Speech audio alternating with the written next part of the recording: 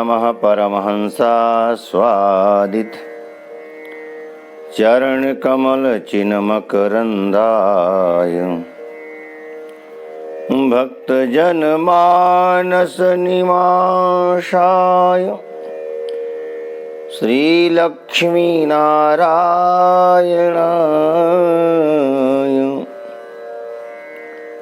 लक्ष्मीनाथसमारम्भां नाथयामुनमध्यमाम् अस्मदाचार्यपर्यन्तां वन्दे गुरुपरम्पराम्।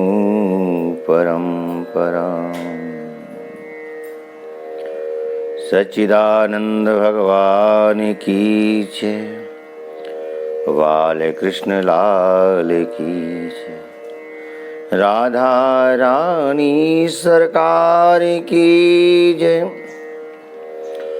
हनुमान जी महाराज की जय, सद्गुरुदेव भगवान की जय। जय जय श्री राधे, जय जय श्री राधे, जय जय श्री राधे।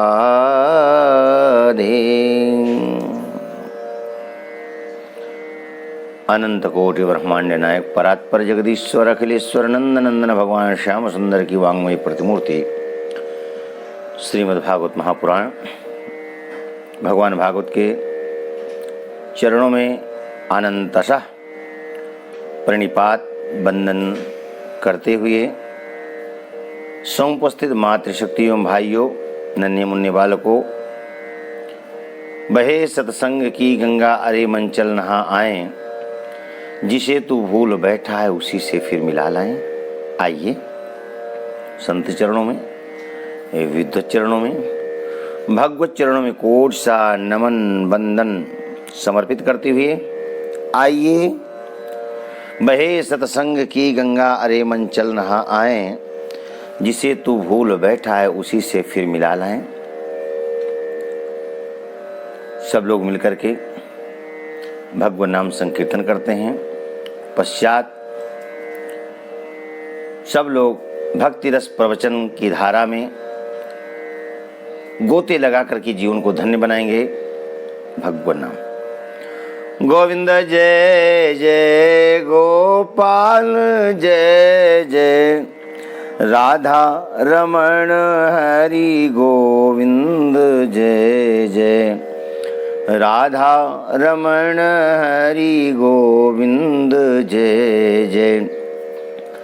गोविंद जय जय बोलो गोपाल जय जय, गोविंद जय जय बोलो गोपाल जय जय, राधा रमण हरि गोविंद जय जय, राधा रमण हरि गोविंद जय जय। बोलिए राधा रानी सरकार की, बरसाने वारी की जय, यमुने महारानी की जय। ससंगितां भागवती कृत्वानुक्रम्य चात्मजं, शुकमध्यापयामास निवृत्त निरतिः निरितं मुनिः, शुकमध्यापयामास निवृत्त निरतं मुनिः। जिसके श्रवण मात्र से यस्यामुई श्रूयमाणायाम कृष्णे परम पुरुषे भक्तिरुत्पद्यते पुंसः शोक मोह भयापहा।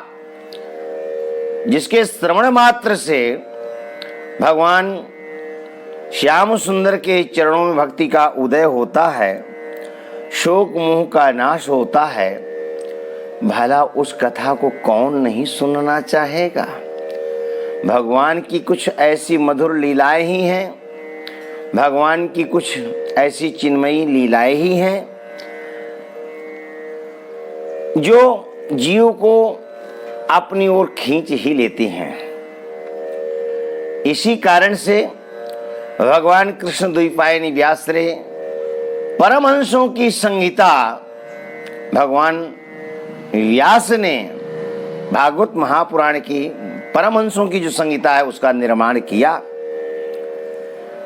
जीवन मुक्त जीवन मुक्त जीवन मुक्त ब्रह्म पर चरित सुनहि तजि ध्यान। भगवान की कथाएं कुछ ऐसी हैं कि बड़े बड़े मुमुक्ष जन, साधक जन, सिद्ध जन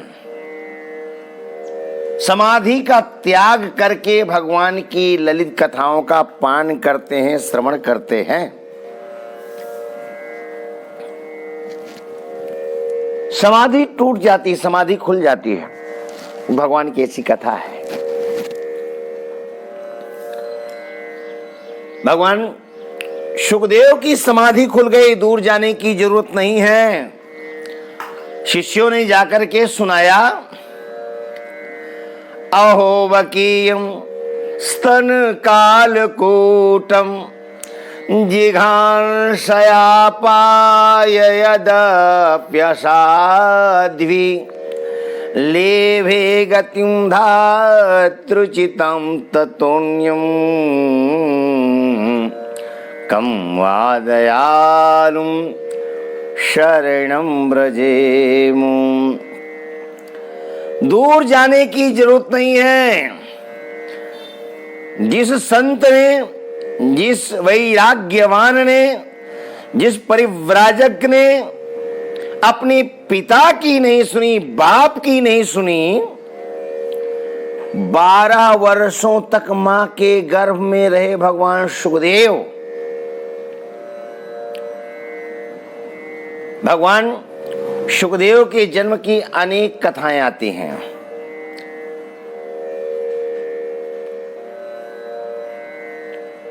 भगवान सुखदेव अपनी मां के गर्भ में 12 वर्षों तक, 12 वर्षों तक गर्भ में रहे। मां का नाम बिटिका देवी और कहीं कहीं पिंगला भी कहते हैं।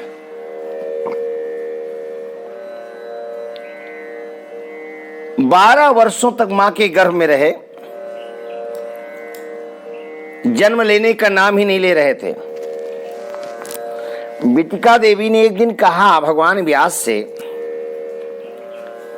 ऋषिवर, मेरे गर्भ में जो बालक है वो जन्म लेने का नाम ही नहीं ले रहा, और आजकल तो मुझे ऐसी प्रतीति होने लग गई है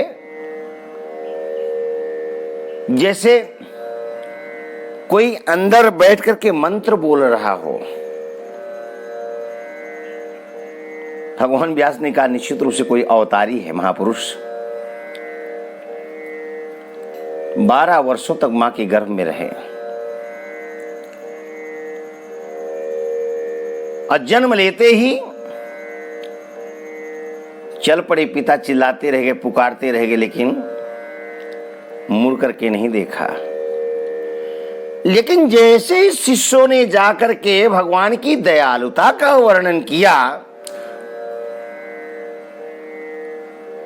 तो सुखदेव स्वामी को लौटकर आना पड़ा। भागवत गुणानुवाद सुनकर के आना पड़ा। और यहां पर दोनों की कथा, पिता पुत्र दोनों की, भागवत के श्लोकों को सुनकर के परिव्राजक भगवान सुखदेव को लौटकर आना पड़ा। और जो 17 पुराणों की रचना कर चुके थे, एक वेद को 4 भागों में व्यक्त कर दिया था और इतिहास पुराण की रचना किया। इतिहास पुराण पंचम वेद कहे जाते हैं। इन सब की रचना करने के पश्चात भी मन को जब शांति नहीं हुई, तब देवर्षि नारद ने उपदेश किया आप भगवान के अंशावतार हैं, भगवत गुणानुवाद गाइए। जिस प्रकार अन्य ग्रंथों की आपने रचना किया, पर आपने भगवत गुणानुवाद नहीं गाया। अन्य ग्रंथों की रचना करके संसार के गुण धर्म का आपने विभाग किया। आप उसी प्रकार अपना मन, अपना मनोयोग लगा करके बड़े ही मनोयोग के साथ में भागवत ग्रंथ की रचना करी, मन को शांति मिलेगी। और जैसे भागवत की रचना का आदेश देकर चले गए और सरस्वती के पावन तट पर बैठ करके भागवत की रचना किया, तो बोध हो गया। लिखते लिखते, रचना करते करते, यस्याम वै श्रूयमाणाय कृष्णे परम पुरुषे भक्तिरुत्पद्यते पुंसः शोकमोह भयापः। शोक मोह का नाश करता है श्रीमद् भागवत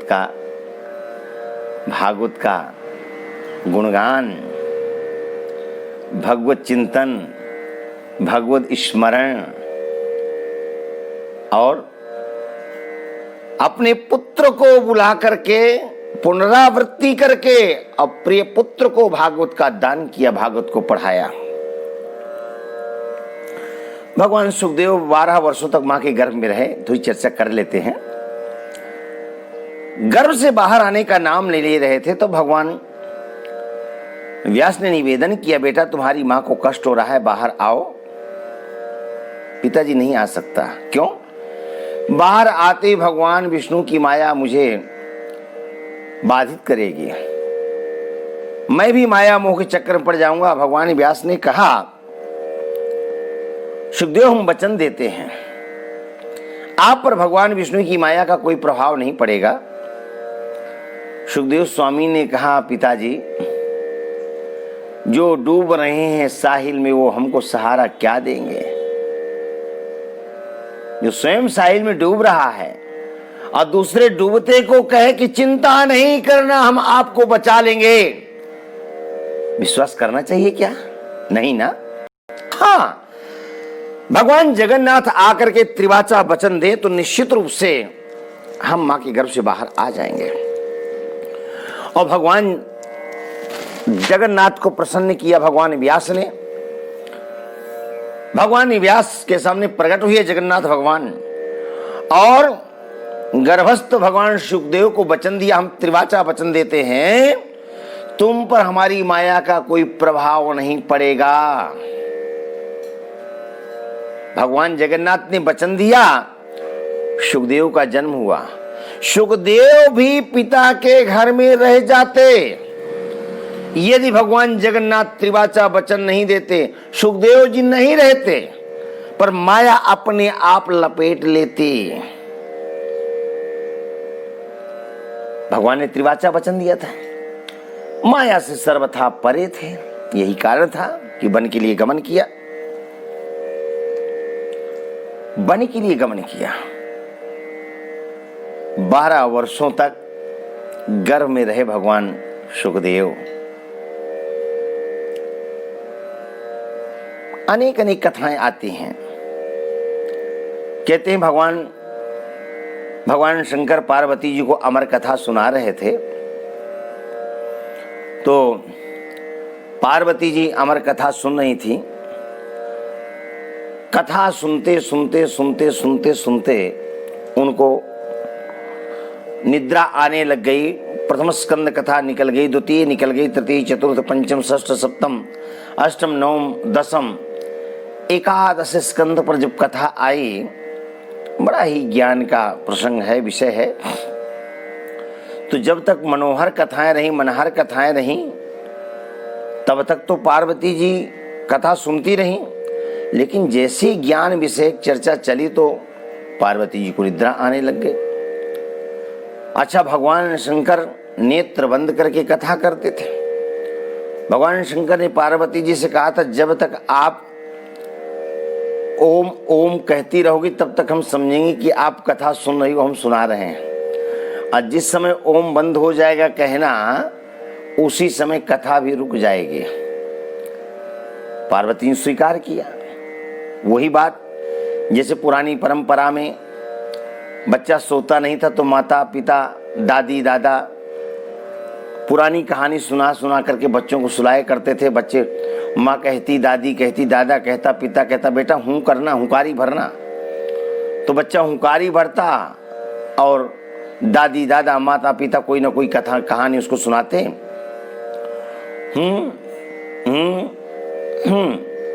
ये हुंकारी कथा चलती। और हुंकारी भरते भरते बालक सो जाता, तब माता पिता को जो काम होता काम करते, अन्यथा वो भी सो जाते। बच्चा जब तक न सोए तब तक माता पिता सोए कैसे? तो भगवान शंकर अमर कथा सुना रहे थे। एकादश स्कंद की कथा आई। सुंदर भगवान श्याम सुंदर द्वारिकाधीश प्रभु उद्धव जी को उपदेश कर रहे हैं। पार्वती जी को निद्रा आने लग गई।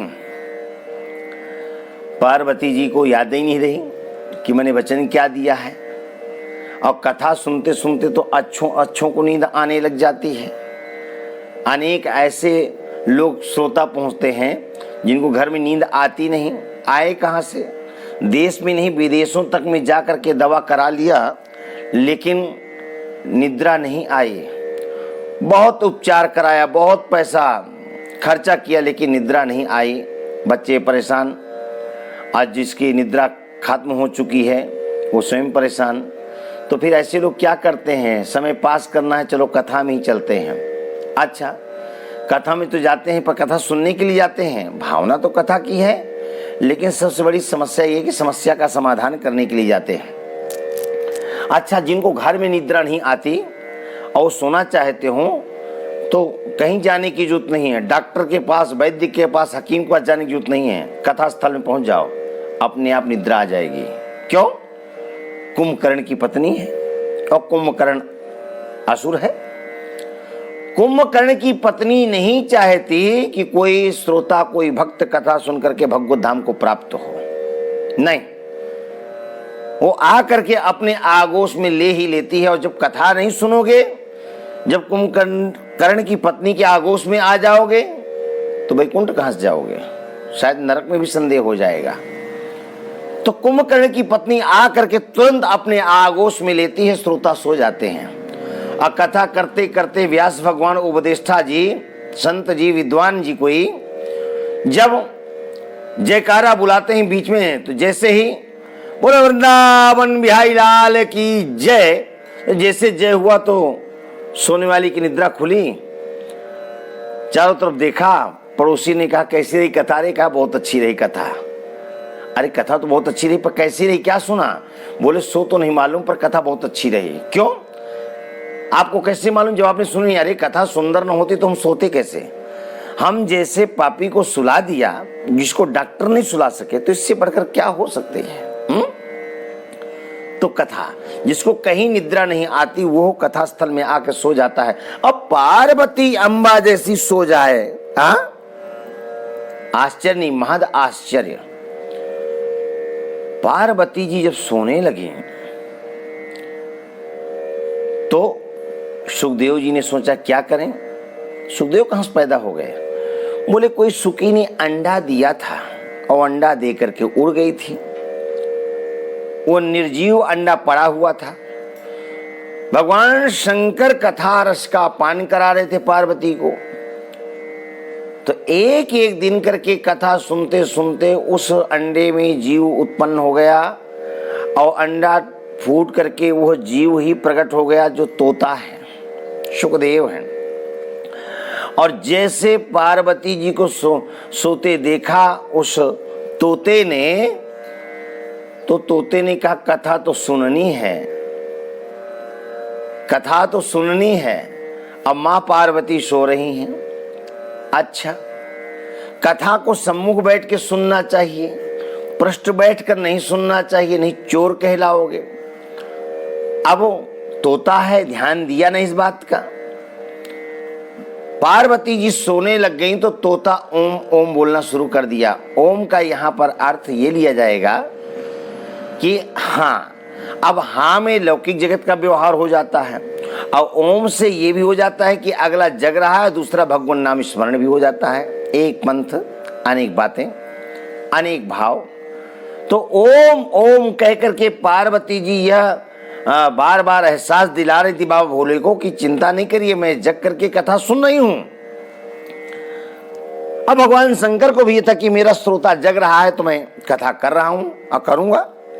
तो जब पार्वती जी सो गई तो वो तोता जो जीवित हो गया था ओम ओम बोलता रहा। लेकिन जैसे ही कथा को विश्राम हुआ, भगवान शंकर ने जोर से भगवान नारायण का स्मरण किया। बोले श्रीमन नारायण भगवान की जय। पार्वती जी की निद्रा खुल गई और जहां से कथा छूटी थी पार्वती जी ने कहा भगवान, तो फिर आगे उद्धव जी को भगवान श्याम सुंदर ने क्या उपदेश किया?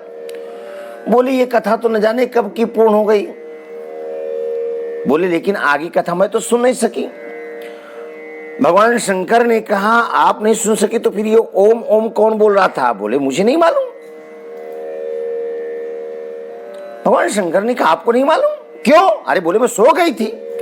तो भगवान शंकर ने कहा तो ये ओम कहने वाला कौन है?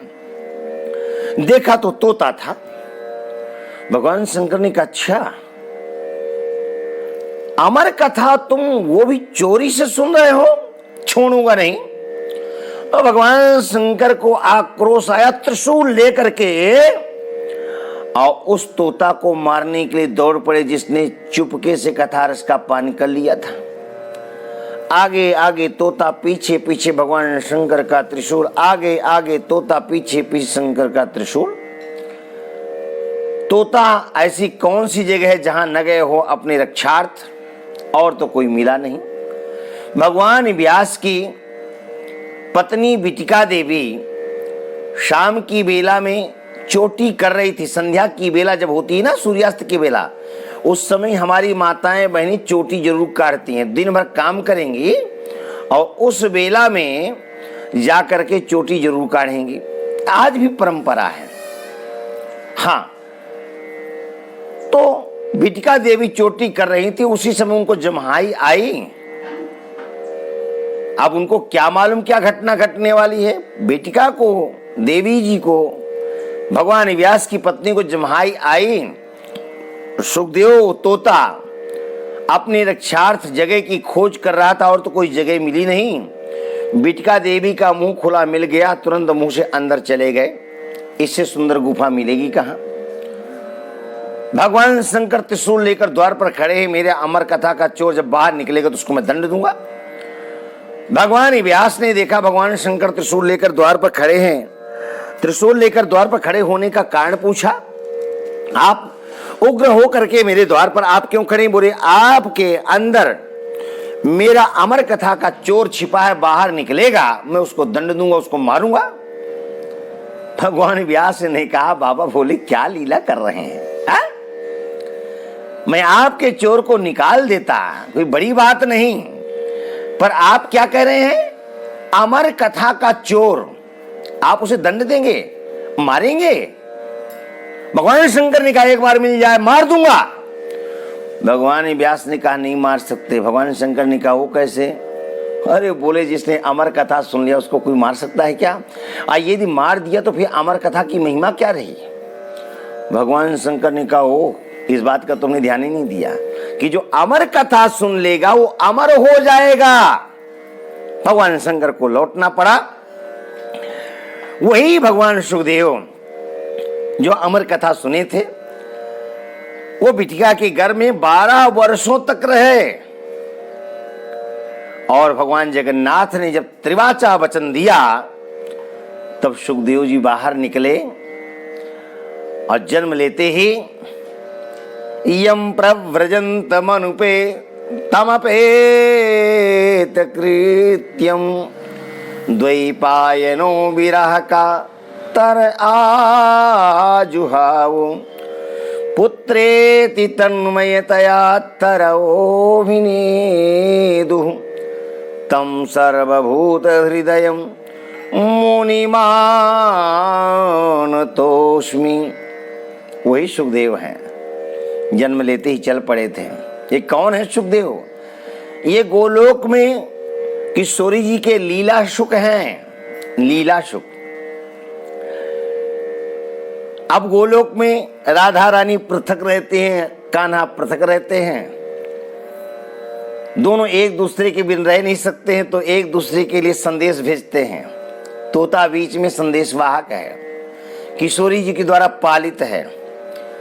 किशोरी जी को जब कान्हा की याद आती है तो पत्र लिखती हैं, उसके कंठ में बांध देती हैं, वो कान्हा के पास पहुंचता है सुख वह तोता और पत्र देता है, और उधर से भगवान श्याम सुंदर राधा रानी की याद में पत्र लिखते हैं और तोता को देते हैं, तो वो संदेश तोता लेकर के राधा रानी तक पहुंचते हैं।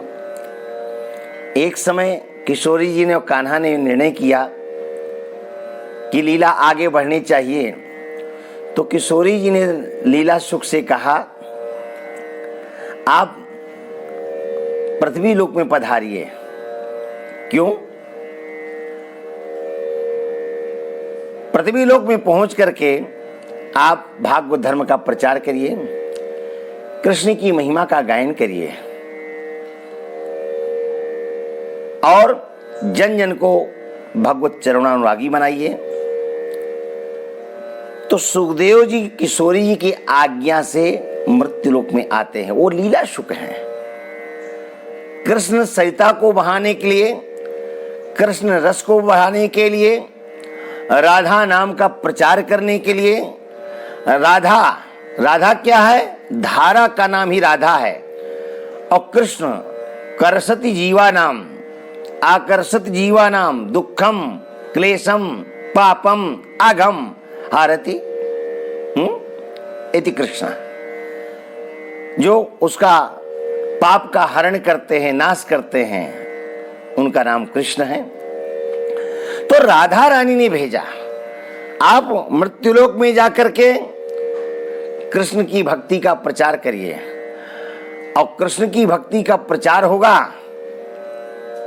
तो आप स्वयं ब्रह्मानंद में निमग्न होंगे, ब्रह्मानंद का अनुभव करेंगे। वही सुखदेव मृत्युलोक में आते हैं। कृष्ण की धारा का नाम ही राधा है, कृष्ण भक्ति की धारा का नाम ही राधा। धारा को उल्टा कर देते हैं तो राधा बन जाता है, और राधा को उल्टा कर देते हैं तो धारा बन जाती है। कृष्ण रस की धारा, कृष्ण भक्ति की धारा। कृष्ण भक्ति की धारा को प्रवाहित करने के लिए भगवान सुखदेव को मृत्युलोक में आना पड़ा, और आकर के भगवान व्यास के पुत्र बने, बिटिका देवी के पुत्र बने, और पुत्र बन करके भागवत धर्म का प्रचार किया। महाभारत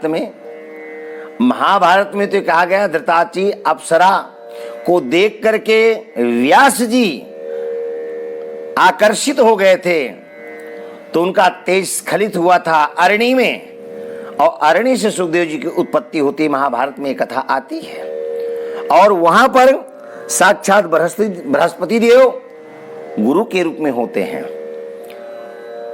तो भगवान सुखदेव के जन्म की अनेक अनेक प्रकार की कथाएं हैं। भगवान सुखदेव का अवतरण हुआ, चले गए तपस्या करने के लिए। भगवान व्यास ने भागवत की रचना तो की, पर इसको पढ़ाएं किसको?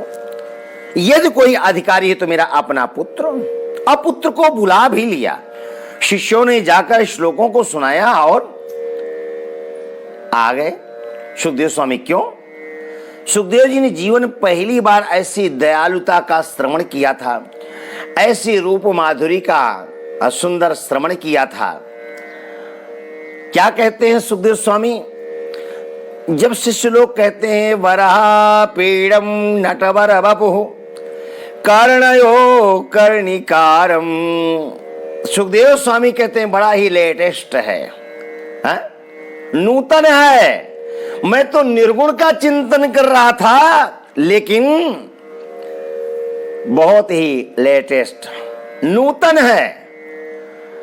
और नूतन ही नहीं, वेस्ट भी है, यानी सुंदर भी है। नूतन ही नहीं, सुंदर ही नहीं, रेस्ट भी है, यानी विश्राम भी है। जो इस कथा को सुनेंगे, जो इन श्लोकों को पढ़ेंगे, उनके मन में उमंग आएगी भगवान नाम की, उनको सुंदर स्वरूप का दर्शन होगा और उनको विश्राम मिलेगा, उनको विश्राम मिलेगा। बड़ा सुंदर स्वरूप है। इसी स्वरूप का तो दर्शन करके वराहपीडम कृष्णावतार की झांकी का दर्शन है, लेकिन रामावतार की झांकी का दर्शन क्या है? महाराज जनक के शब्दों में सुनिए, इनहि बिलोकति अति अनुराग, इनहि बिलोकत अति अनुराग, बरबस ब्रह्म सुख ही मन त्याग, इनहि बिलोकत अति अनुरागा, बरबस ब्रह्म सुख ही मन त्यागा। धाये धाम काम सब त्यागी, मनहु रंग निधि लूटन लागी। धाये धाम, धाये धाम। जिसने भी सुना, जिसने भी देखा, दौड़ पड़े राम और श्याम को पाने के लिए, देखने के लिए। क्या सुंदर रूप माधुरी है। तो भगवान सुखदेव कहते हैं बहुत ही नूतन, बहुत ही सुंदर और विश्रामदायक है, जरूर पढ़ेंगे। और पिताजी के चरणों में आकर के नतमस्तक हो गए।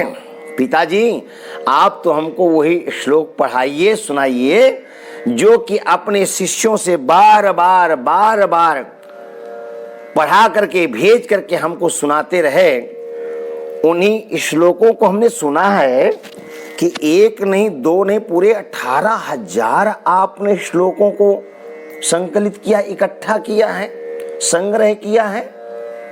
आप सुनाइए। व्यास जी महाराज का हृदय गदगद हो गया, गदगद हो गया। अब देखिए भागवत की रचना देखिए, भागवत की लीला देखिए, अब भागवत का वर्णन देखिए। भागवत की रचना कहाँ होती है? सरस्वती के तट पर। सम्याप्रास इति प्रोक्तो ऋषीणाम सत्रवर्धन, ब्रह्मनद्याम सरस्वत्याम आश्रम पश्चिमे तटे। कहाँ? बोले सरस्वती के तट पर भागवत की रचना होती है। त्रिवेणी है, त्रिवेणी। कैसी त्रिवेणी?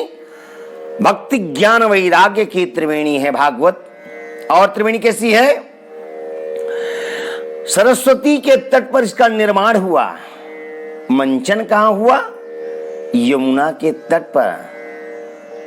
यमुना के तट पर वृंदावन में इसका मंचन हुआ। और वर्णन कहां हुआ? गंगा के तट पर। कहां? बोले सुखदेव जी शुकताल की भूमि में बैठ करके परीक्षित को कथा रस का पान कराया। सरस्वती के तट पर निर्माण, यमुना भक्ति के तट पर सुंदर मंचन लीला का। और यह लीला का जो मंचन हुआ है इसकी प्रस्तुति कहां? बोले गंगा के तट पर हुई है। यमुना गंगा सरस्वती के तट पर एक त्रिवेणी, भक्ति ज्ञान वैराग्य की त्रिवेणी। सुखदेव स्वामी का हृदय गदगद है। व्यास भगवान भी गदगद हैं। पिता के बुलाने पर पुत्र नहीं आया, पर भगवान की अद्भुत लीला, मेरे पुत्र को बुला लिया, क्या करूं? भागवत का सच्चा यदि कोई अधिकारी है तो मेरा अपना पुत्र सुखदेव। और यदि पढ़ा देता हूं तो लोगों की चिंता, अधिकारी है पुत्र। क्यों? काम क्रोध लोभ पर विजय प्राप्त किया है सुखदेव स्वामी ने। अधिकार एकाधिकार है, पर जगत के लोग सुनेंगे, कहेंगे वाह, भगवान व्यास ने कथा की रचना तो कर दी, भागवत ग्रंथ की रचना तो कर दिया, लेकिन जब पढ़ाने का समय आया तो पुत्र को ही पढ़ाया। कितना पक्षपात है। अन्य किसी को न पढ़ा करके संसार के लोग क्या जानेंगे कि भागवत का सच्चा अधिकारी कौन है। भागवत सुनने के लिए काम क्रोध लोभ पर विजय प्राप्त करना होगा, तब उसका फल मिलेगा। और यदि कोई सच्चा अधिकारी है तो केवल मात्र शुकदेव हैं। और सुखदेव के बाद यदि काम क्रोध पर किसी ने विजय प्राप्त किया तो परीक्षित हैं। कहीं भी कथा होती है तो एक ही बात का डिम डिम घोष होता है, परीक्षित साक्षी श्रवण गति मुक्त्युक्त कथने। श्रोताओं में यदि किसी की चर्चा चलती है तो परीक्षित की चर्चा चलती है। उसके बाद कोई प्रमाण नहीं है, मोक्ष मिला हुआ होगा, सदगति मिली होगी, पर कहीं नहीं लिखा गया, केवल आकलन किया जाता है। क्यों? सभी श्रोता परीक्षित जैसे नहीं है। और भागवतकार ने पहले लिख दिया, श्रवणस्य विभेदेन फल भेदोत्र संस्थिता। श्रवण भेद होने का फल भेद हो गया। परीक्षित ने तिनके की तरह राजपाट का त्याग कर दिया। यही कारण है कि मोक्ष मिला। अरे सर्प जिसको डंस मार देता है उसकी सदगति नहीं होती, उसका मोक्ष नहीं होता। पर परीक्षित साक्षी हैं। परीक्षित साक्षी श्रवण गति मुक्त्युक्त कथने।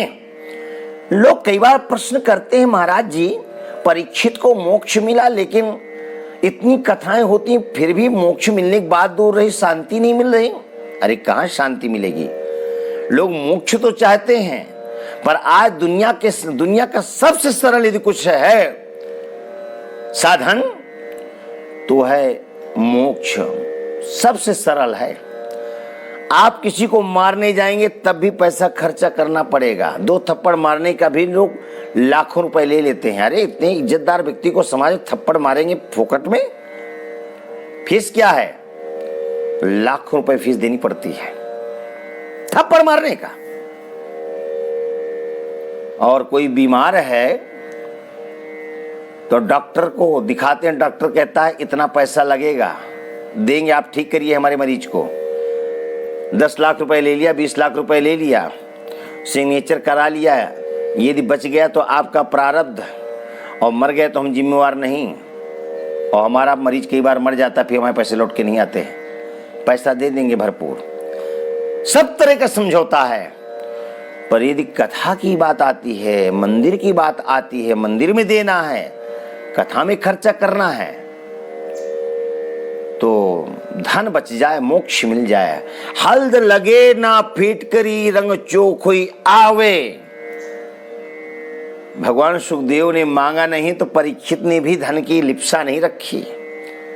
पर ये मोक्ष चाहते हैं तो धन का त्याग करना पड़े, मोह का त्याग करना पड़ेगा। गोकर्ण जी पहले ही कहते हैं, जाया सुतादिषु सदा ममताम विमुंच। सबसे मोह का त्याग करो पिताश्री, तब आप भगवत धाम के लिए गमन कर सकेंगे। वैराग्य राग रसिको भव भक्ति निष्ठा। मोक्ष क्यों नहीं मिलता? हम भगवत प्राण क्यों नहीं होते? जहां धन खर्चा करना चाहिए वहां नहीं करते हैं, और जहां नहीं करना चाहिए वहां करते हैं। उपदेष्टा ना मांगे कोई बात नहीं, मांगना भी नहीं चाहिए। दक्षिणा क्या है? ज्ञान संदेश आए। भागवत के 11 स्कंद में लिखा है दक्षिणा क्या है? बोले ज्ञान का उपदेश करना ही दक्षिणा है। पर जो सकाम कर्मी है उसको चाहिए नहीं मुझे फल मिले। अरे भाई दुकान में आपको सामान लेने जाएंगे तो जिस दुकानदार के यहां जाएंगे सामान लेंगे तो पैसा देना पड़ेगा।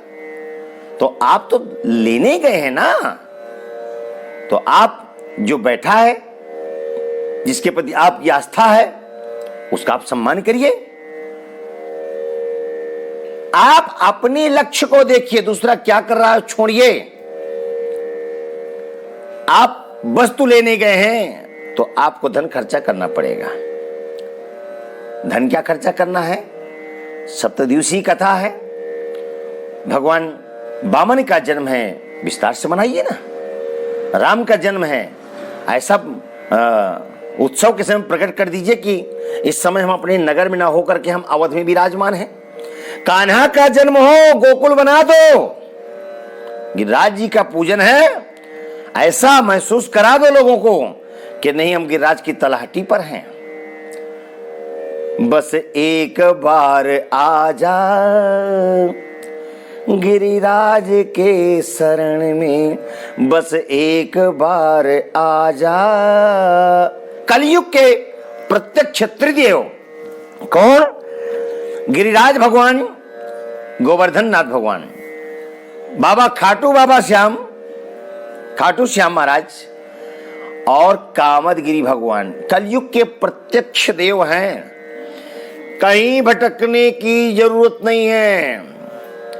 जीवन का अभ्युदय चाहते हो तो आप ज्यादा नहीं,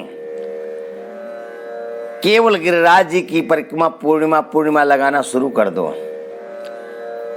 आप अभ्युदय चाहते हो, सदगति चाहते हो, सदगति का मतलब ये नहीं कि मर जाना मोक्ष मिल जाना, नहीं, परमात्मा के चरणों में प्रीति का हो जाना, ये सदगति है।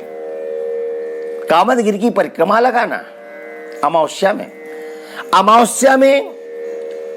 अमावस्या में कामदगिरि की परिक्रमा लगती है, पूर्णिमा में गोवर्धननाथ भगवान की परिक्रमा लगती है, और एकादशी बाबा खाटू श्याम का दर्शन करिए। एकादशी द्वादशी खाटू श्याम जाकर के दर्शन करिए, कहीं भटकने की जरूरत नहीं है। और यदि माता पिता हैं तो उन्हीं को गिरिराज मान लीजिए, उन्हीं को कामदगिरी मान लीजिए, और उन्हीं के बाबा खाटू श्याम भी मान लीजिए। दूर हैं, नहीं जा सकते, माता पिता जीवित है तो वही स्वरूप है। बस एक बार आजा गिरिराज के शरण में, बस एक बार आजा गिरिराज के शरण में। तो भगवान के उत्सवों को मनाना चाहिए। बढ़िया गोवर्धन जी का पूजन है और रुक्मिणी मंगल है, बढ़िया विस्तार से इन उत्सवों को मनाना चाहिए। जो धन को बचा करके जीना चाहेगा वो कैसे मोक्ष को प्राप्त होगा? दुविधा में दोनों गए, माया मिले न राम, और धन किसी व्यक्ति विशेष को निमित्त बना करके मत खर्चा करना। त्वदीयम वस्तु गोविंद तुभ्यमेव समर्पय, परमात्मा का दिया परमात्मा के लिए समर्पित कर रहे हैं। तो उत्सवों को मनाना, चर्चा चल रही थी। भगवान सुखदेव ने कहा पिता से अध्ययन करेंगे, और पिता भगवान व्यास ने सोचा कि यदि पुत्र को पढ़ाता हूं तो लोग कहेंगे संत होकर के भी पक्षपात करते हैं, और भागवत का यदि कोई सच्चा अधिकारी है तो मेरा पुत्र, केवल मेरा पुत्र सुखदेव है। पर जगत के लोगों को कैसे बताऊं कि भागवत का एकमात्र कोई अधिकारी है तो वो मात्र मेरा अपना पुत्र। और यह सिद्ध करने के लिए भगवान व्यास ने अपने पुत्र को महाराज जनक के दरबार में परीक्षार्थ भेजा, और जनक महाराज जिसको मोहर लगा देते हैं फिर प्रामाणिक हो जाता है। सुखदेव स्वामी को कहा भागवत पढ़ाएंगे, हम पढ़ाएंगे, पर पहले महाराज जनक के दरबार में आप जाए, महाराज जनक को परीक्षा दीजिए। उत्सुकता है कुछ पाने की, कुछ जानना चाहते हैं, कुछ पाना चाहते हैं। सहर्ष स्वीकार किया, महाराज जनक के पास जाना। जनक महाराज के द्वार पर पहुंच गए, चलते चलते चलते चलते। अच्छा, योगी थे, चाहते तो आकाश मार्ग से चले जाते, लेकिन नहीं, पैदल गए। जगत के संपूर्ण अनुभवों को लेते हुए चले और विदेह राज के द्वार पर जब पहुंचे तो द्वारपालों ने रोक दिया। महाराज जनक महाराज को हम लोग अवगत कराते हैं और आदेश करेंगे तब हम आपको अंदर जाने देंगे। आपका परिचय बता दिया भगवान सुखदेव ने।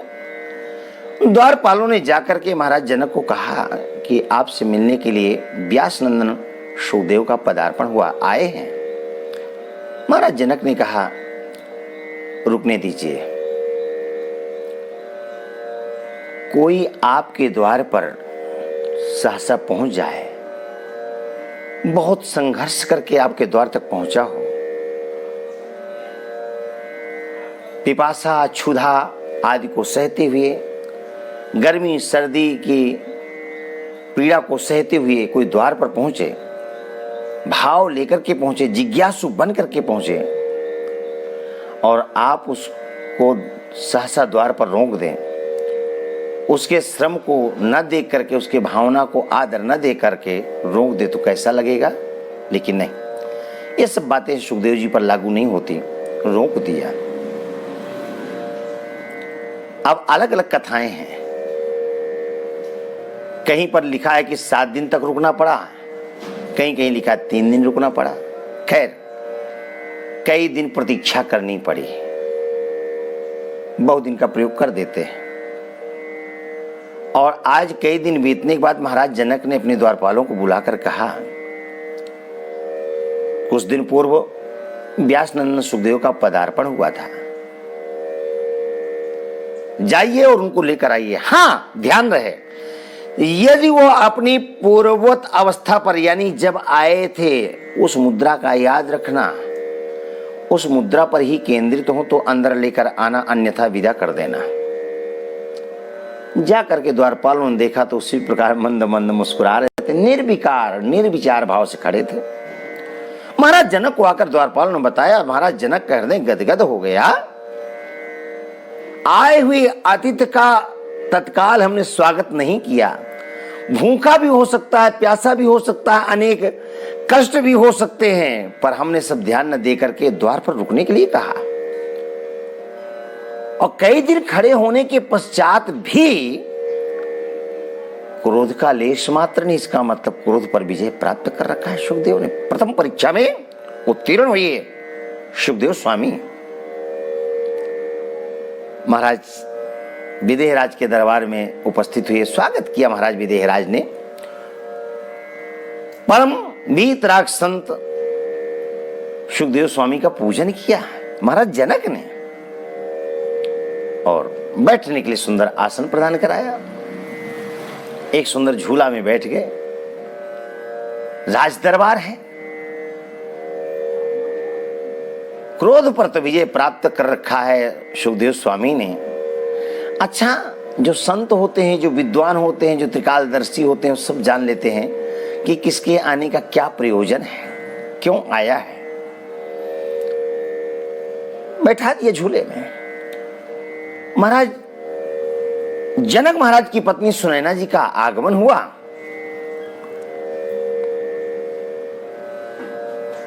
महाराज जनक ने उनका भी स्वागत किया। इसी समय देवर्षि नारद का आगमन हुआ तो देवर्षि नारद का भी स्वागत किया और देवर्षि नारद को सुखदेव जी के पास बैठने के लिए इशारा किया तो देवर्षि नारद भी बैठ गए। सुखदेव स्वामी पहले से बैठे हैं, देवर्षि नारद बाद में आकर बैठे हैं। महारानी सुनैना खड़ी थी। महाराज जनक ने कहा आप भी विराजिए। दोनों संतों के बीच में जाकर सुनैना महारानी बैठने लग गई तो सुखदेव स्वामी तो जिस अवस्था में बैठे थे वैसे ही बैठे रहे, पर देवर्षि नारद खिसकने लग गए। उनको ऐसा लगा कि हम संतों के बीच में एक नारी का क्या काम, स्त्री से दूर रहना चाहिए। और जहां पर दूर और पास की बात आती है वहीं पर तो सारी लीला है। महाराज जनक ने देवर्षि नारद से कहा कुछ दिन और अभी प्रयास करिए, अभी आपने काम पर विजय प्राप्त नहीं किया है। काम पर विजय प्राप्त किया है तो व्यास नंदन सुखदेव ने है, बैठे तो सुखदेव भी थे। पर उनको ये बोध ही नहीं कि कौन आया कौन गया, काम जयी है। देवर्षनाथ ये परीक्षा देने आते थे कि हमने काम पर विजय प्राप्त किया है कि नहीं। महाराज जनक ने बता दिया सुखदेव स्वामी के सामने, देवर्ष से अभी आपके अंदर भेद है, आपके अंदर द्वैत है। जब आप अद्वैत भाव को प्राप्त हो जाएंगे समझ जाना कि आपने काम पर विजय प्राप्त की है। देवर्षनाथ को विदा किया। महाराज जनक ने क्रोध पर विजय प्राप्त किया है, सुखदेव स्वामी ने काम पर विजय प्राप्त किया है, प्रमाण पत्र दे दिया। पर लोभ पर विजय प्राप्त किया है क्या? आज कई दिनों के भूखे और प्यासे हैं, कई दिनों के। तो देखते हैं कितने जितेंद्रिय हैं ये। तो तरह तरह के पदार्थों को मंगाया गया। अब राज दरबार है, महाराज जनक के यहाँ कोई कमी है क्या? तरह तरह के व्यंजन आए और सुखदेव स्वामी के सामने प्रस्तुत किए गए। कई दिनों से कोई चलकर आया हो और कई दिनों पर द्वार पर खड़े रहकर प्रतीक्षा करनी पड़ रही हो और फिर दरबार में आकर के समय देना पड़ा हो, उसकी भूख का, उसकी क्षुधा का कोई ठिकाना होगा? अरे भूख के पीछे तो लोग न जाने कौन कौन सा पाप कर डालते हैं। भूख के पीछे जब प्रस्तुत हुआ पदार्थ तो सुखदेव स्वामी से कहा गया आप प्रसाद ग्रहण करें, आप लंबी यात्रा करके आए हैं। तो सुखदेव स्वामी ने कंद मूल फल आदि को स्वीकार किया। महाराज जनक देखते रह गए। वाह रे सुखदेव, सुखदेव आपके मन में सोच रहे महाराज जनक, पिता ने आप जैसे काम जयी को, क्रोध जयी को, लोभ जयी को मेरे पास प्रमाण पत्र लेने के लिए भेजा? नहीं नहीं नहीं, आप काम जयी हैं, आप लोभी नहीं हैं, आप क्रोधी नहीं हैं। महाराज गदगद हो गए। महाराज जनक वेद वेदांत का अध्ययन कराया और काम क्रोध पर विजय, लोभ पर विजय प्राप्त किया, ऐसा प्रमाण पत्र देकर के विदा किया। महाराज व्यास जी के पास के लिए सुखदेव स्वामी चले हैं। पिता व्यास के पास पहुंचे हैं। पिता का हृदय गदगद हुआ। महाराज जनक ने सर्टिफिकेट, प्रमाण पत्र दिया मेरे पुत्र को। मैं निश्चित रूप से सुखमध्यापयामास निवृत्त निरतम मुनि, मैं निश्चित रूप से सुखदेव को भागवत का अध्ययन कराऊंगा। एकमात्र अधिकार यदि किसी को प्राप्त है भागवत पढ़ने का तो पुत्र सुखदेव को प्राप्त है। और भगवान सुखदेव ने आद्योपांत अध्ययन किया। भगवान व्यास ने सुखदेव जी को भागवत का आद्योपांत अध्ययन कराया।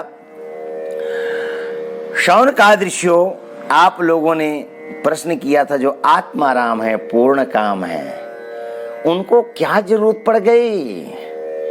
बोले भगवान की कुछ ऐसी मधुर कथाएं ही हैं जिनको सुनने के लिए बड़े बड़े योगियों को अपनी समाधि का त्याग करना पड़ता है। शौनकादिर्षियों, आपने भगवान के जन्म की कथा, लीला कथाओं का श्रवण करने का भाव व्यक्त किया है। तो मैं परीक्षित के जन्म, कर्म और मोक्ष से, परीक्षितोऽथ राजर्षे जन्म कर्म विलापनम संस्थां च पांडुपुत्राणां वक्षे कृष्ण कथोदयम्, वक्षे कृष्ण कथोदयम्।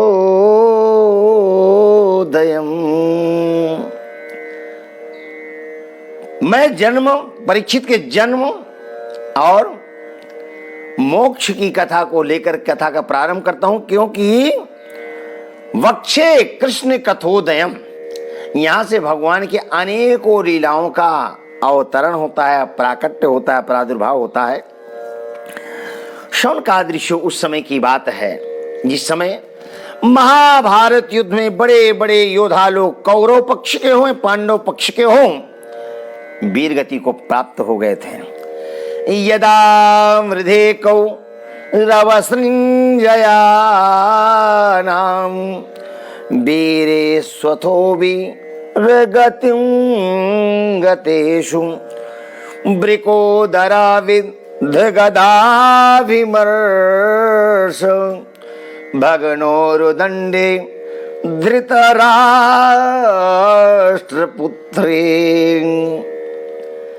यदा मृधे कौ रवसृञ्जयानां, बड़े बड़े योद्धा लोग वीर गति को प्राप्त हो गए थे और भीम दादा के गदा के प्रहार से दुर्योधन की भी जंघा टूट चुकी थी, सम्रांगण में पड़े पड़े कराह रहा था। बड़े बड़े योद्धाओं को वीर गति में सुलाने वाला और दुर्योधन भीम की गदा के सामने धराशायी हो गया, जंघा टूट गई और सम्रांगण में एक अनाथों की तरह दर्द को सह रहा है, कराह रहा है। सूत मुनि कहते हैं, शौनकादृश्यो भरतु प्रियं द्रोणिरितेष्म पश्यन् कृष्णासुतानां स्वपतां शिरांसि उपाहरद् विप्रियमेव तस्य जुगुप्सितं कर्म विगर्हयन्ति। अश्वत्थामा ने देखा दुर्योधन की दुर्दशा को, नहीं, अपने प्रिय का कुछ प्रिय करने का निश्चय किया। दुर्योधन से कहा, दुर्योधन, भीम ने अपनी गदा से आपकी जंघा को तोड़ा है, वचन देता हूं कल प्रातः पांचों पांडवों के सिर आपको देखने के लिए मिलेंगे। और वचन दे करके अश्वत्थामा चला जाता है। सम्रांगण में कराह रहा है कौन? बोले दुर्योधन। सायंकालीन बेला हुई, सभी लोगों ने इच्छित पदार्थ लिया, भोजन लिया, विश्राम किया, सभी सो रहे हैं, सब सो गए। क्यों? युद्ध करते थकान होती, समय पर सो जाते, समय पर जगते, फिर युद्ध सुबह शुरू होता। सब सो गए। कोई जग रहा है? हाँ, जग रहा है। कौन? बोले अश्वत्थामा, द्रोण पुत्र। क्यों? कोई जिम्मेवारी है? हाँ, दुर्योधन को वचन दिया है, कल पांचों पांडवों के सिर आपको देखने को मिलेंगे। अश्वत्थामा देखा सब लोग सो रहे हैं तो पांडवों को मारने के लिए चला। तो क्या उस भूमि में केवल अश्वत्थामा ही जग रहा था? और भी एक कोई जग रहा था। कौन? कोई और नहीं, साक्षात द्वारिकाधीश प्रभु। क्यों? इसलिए कि पांडव लोग दिन भर युद्ध करते हैं, थक जाते हैं, गहरी नींद में सोते हैं। क्या पता किसकी कैसी दुर्भावना हो, तो पांडवों की जग करके रक्षा करते हैं। महाभारत हो या राघव का वनवास हो, राघव का 14 वर्ष का वनवास हुआ राघव को, तो 14 वर्ष के वनवास काल में कहीं भी नहीं लिखा कि लक्ष्मण जी किसी रात्रि में या दिन में सोए हों, नहीं प्रमाण मिलता। और 18 दिन के महाभारत युद्ध में द्वारिकाधीश सोए क्या, जम्हाई लिए क्या, कहीं प्रमाण नहीं मिलता। दिन में सारथी का कार्य करते और रात्रि में वीरासन में बैठ करके पांडवों की रक्षा करते द्वारिकाधीश प्रभु। तो अश्वत्थामा इस भूमि में नहीं जग रहा, एक और जग रहा है, और उसका नाम कोई और नहीं, जगत गुरु कृष्णम वंदे जगत गुरुम, साक्षात भगवान द्वारिकाधीश प्रभु जग रहे हैं। और द्वारिकाधीश प्रभु ने कहा, हो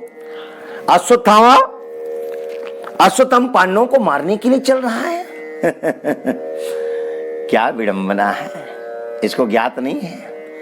अरे जिसके रक्षक द्वारिकाधीश हो उसका कोई बाल बांका कर सकता है क्या? नहीं। तो अश्वत्थामा पांडवों को मारने के लिए चल रहा था। द्वारिकाधीश प्रभु कहाँ है? बोले पांडवों के पास है। अश्वत्थामा चला है भाई, पांडवों से दूर है, मारने वाला दूर है, रक्षक पास में बैठा हुआ है। द्वारिकाधीश प्रभु ने पांडवों को जगाया, पांचों भाई जग गए। द्वारिकाधीश प्रभु ने पांडवों से पूछा, क्यों नींद आ रही है क्या? अर्जुन ने कहा, क्यों? अरे नहीं भाई, पूछने में कोई अपराध है क्या? हम कह रहे नींद आ रही क्या? अर्जुन ने कहा, नींद आ रही थी इसलिए सो रहे थे, आपको मालूम नहीं? पांचों भाई हंस गए। भीम दादा ने कहा द्वारिकाधीश को देख करके, अर्जुन ने कहा, द्वारिकाधीश तो बन गए पर अभी बुद्धि बालकों की ही है, ये कौन सी समझदारी है? कोई सो रहा हो और सोते हुए को जगा करके प्रश्न किया जाए, क्या तुमको नींद आ रही है? जगाने वाले को समझदार कहा जाएगा क्या? पांडव सोने लग गए। द्वारिकाधीश प्रभु ने पांचों भाइयों से क्रमशः पूछा, क्यों? क्या आप लोगों को नींद आ रही है? अर्जुन ने कहा, लेटते हुए, लंबा होते हुए, पड़ते हुए कहा, नींद आ रही इसलिए सो रहे हो, आपको नींद नहीं आ रही इसलिए आप जग रहे हैं। भगवान ने कहा, आपको नींद आ रही है, क्यों? अर्जुन ने कहा, कोई पूछने की बात है? अरे रात्रि सोने के लिए होती है, दिन जगने के लिए होता है, और रात्रि क्यों ना सोए? क्यों? दिन भर तो युद्ध करते हैं, थकान हो जाती है, रात्रि वैसे भी सोने के लिए आई है, पर कोई थका हुआ हो और यदि सोने को मिल जाए तो थकान दूर हो जाती है। और रात्रि में थकान भी है, रात्रि भी है, क्यों ना सोए? पांडव सोने लगे। भगवान ने कहा, मैं प्रश्न कर रहा हूं, क्वेश्चन कर रहा हूं, क्या आपको नींद आ रही है? अर्जुन ने कहा, नींद आ रही इसलिए सो रहे हैं। आपको नहीं आ रही, नहीं सो रहे हैं। क्यों आ रही है नींद? भगवान ने कहा, इसलिए आ रही है, बता दे कि नींद आ रही है। भगवान ने कहा, नहीं। पांडव लोग सोने लग गए। भगवान ने कहा, नहीं, ये बताइए क्यों नींद आ रही है? अर्जुन ने कहा, भगवान इसलिए आ रही है कि हमें कोई चिंता तो है नहीं। क्यों चिंता नहीं है? द्वारिकाधीश प्रभु ने कहा, क्यों चिंता नहीं? अर्जुन ने कहा, जब सौंप दिया इस जीवन का सब भार तुम्हारे हाथों में, तो जब भार ही सौंप दिया तो चिंता हमें क्यों होगी? चिंता तो आपको होगी। और जो निश्चिंत है वो सोने जा रहा है, और जो चिंतित है वो जग रहा है। द्वारिकाधीश प्रभु इमोशनल हो गए, भावुक हो गए। पांडवों से कहा, एक बात कहूं? कहो। जब सौंप दिया इस जीवन का सब भार हमारे हाथों में, तो आज यहां पर नहीं सोएंगे। पांडवों ने कहा, कहां? बोले, जहां ले चलूंगा। पांडवों ने कहा, यह बात स्वीकार है, ये जीवन आप पर समर्पित है। द्वारिकाधीश पांडवों को लेकर अन्यत्र जाकर के विश्राम कराते हैं। एक बात बताएं, जब जीवन समर्पित कर देते हैं प्रभु के लिए, तो प्रभु ही हमारी रक्षा करते हैं, फिर हम निश्चिंत हो जाते हैं।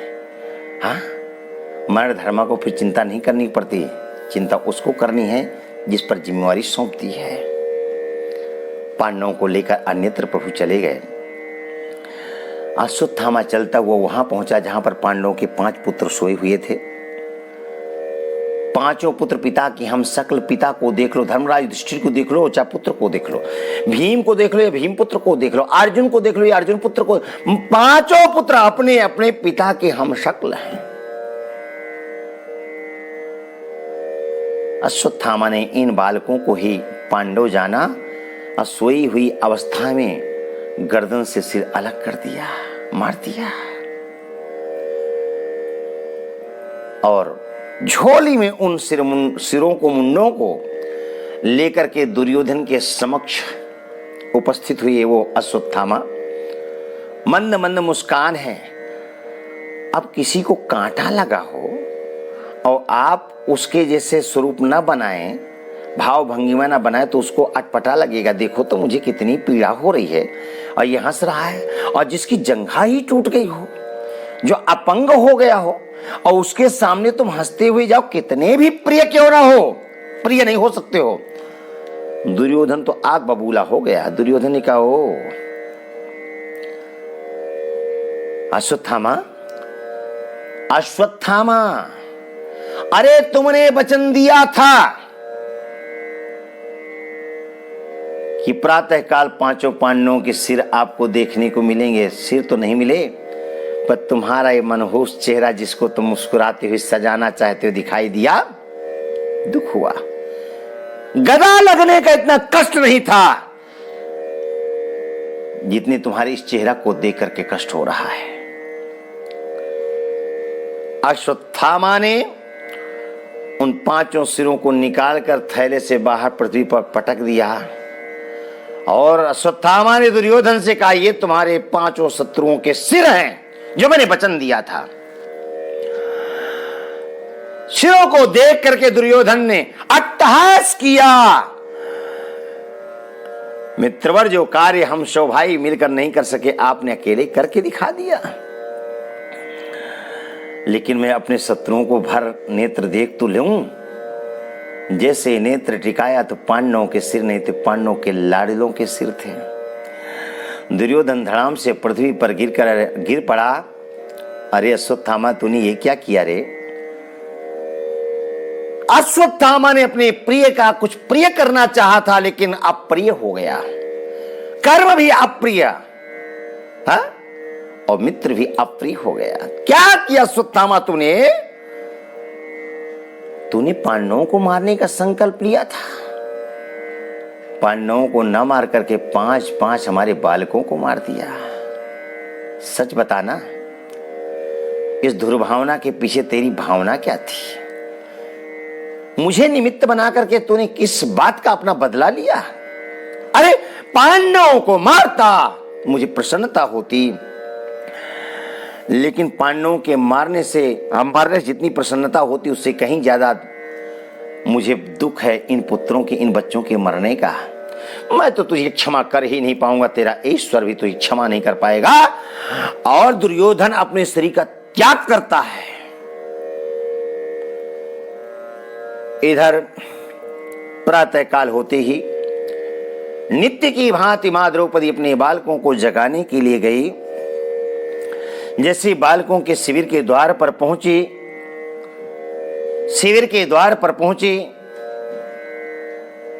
तो देखा क्या पृथ्वी रक्त रंजित है। पृथ्वी रक्त रंजित है। द्रौपदी धड़ाम से गिर पड़े, सिर विहीन धड़ पड़े हुए हैं, ऊपर से कफन पड़ा हुआ है। द्रौपदी गिर पड़ी। माता शिशूनां निधनं सुतानां निशम्य घोरं परिताप्यमानां तदा रुदद्बाष्पकलाकुलाक्षी तां सान्त्वयन्ना किरीटमाली माता शिशूनां निधनं सुतानां। मां द्रौपदी धड़ाम से पृथ्वी पर गिर पड़ी। मेरे लाल, ये मैं क्या देख रही हूं? कभी पृथ्वी पर सिर पटकती, कभी आंखों को मलती, कहीं स्वप्न तो नहीं देख रही? पृथ्वी पर सिर को पटक करके प्रश्न करती, मेरे बालक मर गए क्या? नहीं, मैं स्वप्न देख रही हूं। बेटा, अरे एक बार उठ करके बैठो और कहो मां। बेटा, सच में मेरी दुविधा को दूर करो। मैं स्वप्न देख रही हूं या सच में देख रही हूं कि आप मृत हो चुके हैं? कुररी की भांति रुदन कर रही है द्रौपदी।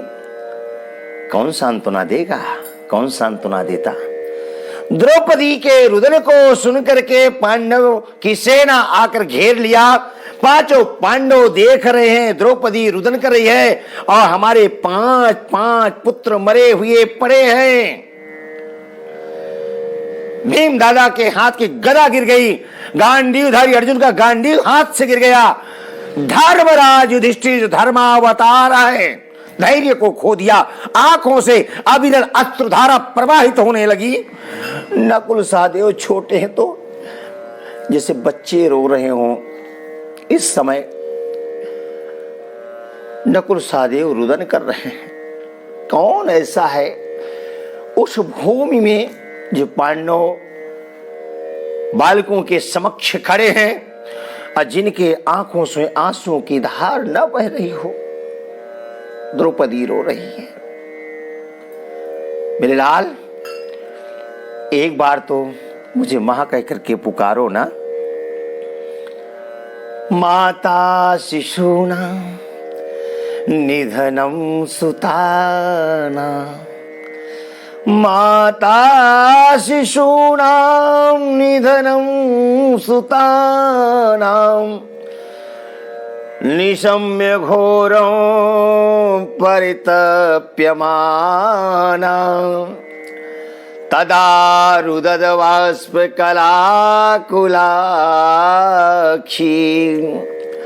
तां शान्तयन्नाह किरीटमाली। किरीटमाली। सब लोग रो रहे थे। अर्जुन ने सोचा, यदि द्रौपदी की तरह हम सब लोग रोते रहे तो अभी तो हम लोगों ने 5 बालकों को खोया है, पर यदि सब रोते रहे तो कहीं ऐसा न हो कि द्रौपदी से भी हमें हाथ धोना पड़े। आंसुओं को पूंछते हुए कहा, छात्राएंगी हो, तुम्हारे आंखों में आंसू अच्छे नहीं लगते। आंसू तो नहीं पहुंचूंगा तुम्हारे अभी, पर छात्राएंगी हो, तुम्हारे आंखों में आंसू नहीं अच्छे लगते, चेहरे की मुस्कान ही अच्छी लगती है। आंसू तो तब पहुंचूंगा जब उस आतताई ब्राह्मण अधम का मैं सिर कलम करके लाऊंगा, अंत्येष्ट क्रिया करके, तब आप उसके सिर पर पैर रख के स्नान करोगे और मैं आपके अश्रु पोंछूंगा। एक ही चर्चा, ऐसा कोई दुष्कर्म कर सकता है, दुस्साहस कर सकता है तो अश्वत्थामा एकमात्र कर सकता है। और अर्जुन ने द्वारिकाधीश प्रभु को कहा, आप मेरी रथ को आगे बढ़ाइए। अश्वत्थामा ने जाना कि अर्जुन मुझे छोड़ेगा नहीं, रथारूढ़ हुआ। आगे आगे अश्वत्थामा का रथ चल रहा, पीछे पीछे अर्जुन का रथ चल रहा था।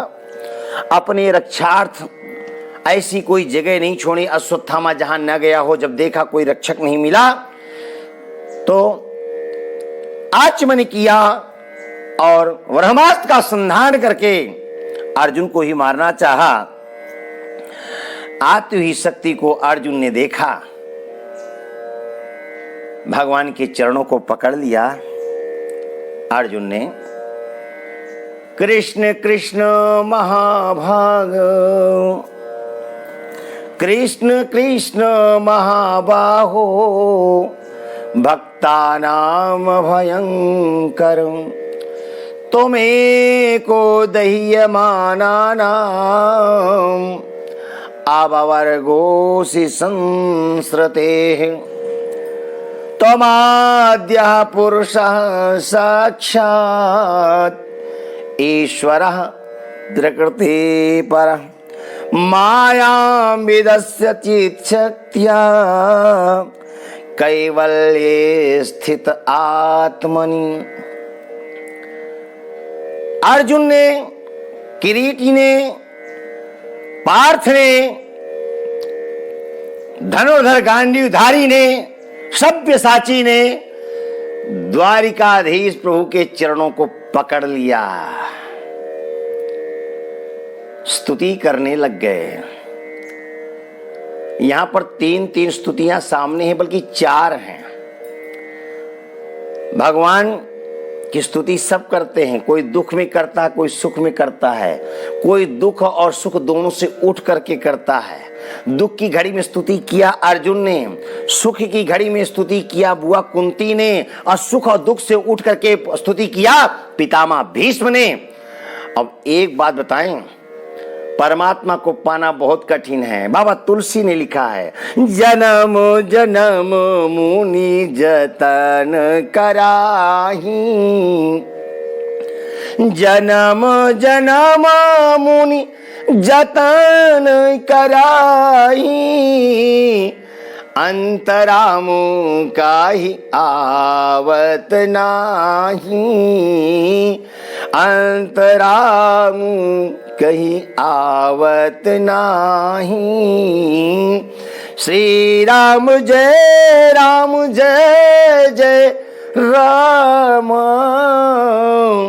श्री राम जय जय राम। जन्म जन्म मुनि जतन कराही, अंत राम कही आवत नाही। जन्म जन्मांतरों तक साधना करते हैं तब भी भगवान प्रकट नहीं होते। और अर्जुन ने तो अभी मंगलाचरण ही किया है, तो आज रात्रि भर अब स्तुति करने देते हैं। देखते हैं द्वारिकाधीश प्रभु का हृदय पसीजता है कि नहीं, द्रवीभूत होता है कि नहीं, अर्जुन पर कृपा होती है कि नहीं। अब आज रात्रि भर स्तुति करने देते हैं, और हम भी कथा सुन करके रात भर स्तुति करते हैं। इसलिए करते हैं कि अर्जुन की इस संकट की घड़ी में द्वारिकाधीश प्रभु रक्षा करें। गोविंद जय जय गोपाल।